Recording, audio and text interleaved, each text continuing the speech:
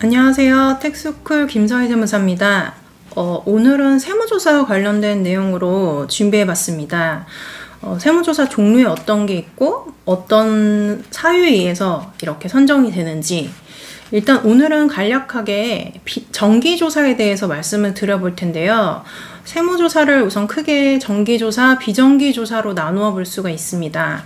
정기조사는 말 그대로 이제 정기적으로 진행되는 조사라고 보시면 되고, 예를 들어서 이제 사업하시는 분들 같은 경우에는 내가 신고한 내용에 대해서 검증받는 과정이라고 보셔도 될 것 같습니다.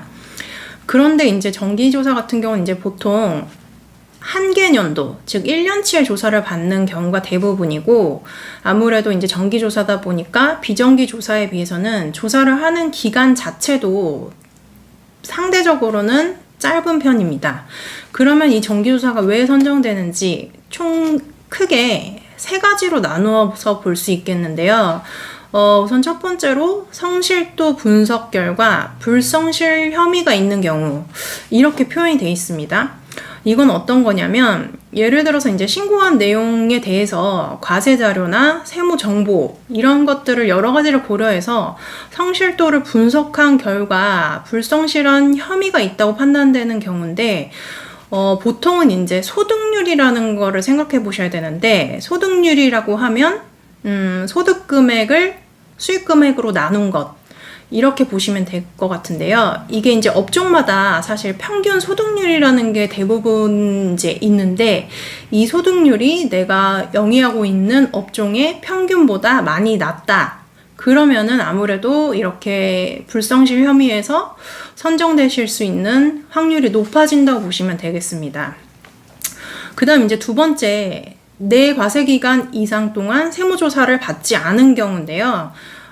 이거는 사실 우리 일반적인 기업에는 해당하는 경우가 많이 없고요.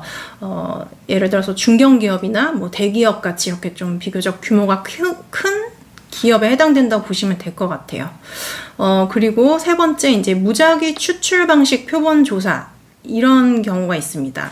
말 그대로 이제 무작위로 해서 컴퓨터에서 추출되는 거라고 보시면 되는데, 이렇게 추출되는 경우는 그러니까 랜덤식 방법인 거죠. 근데 여기서도 이제 예외 사항은 있습니다.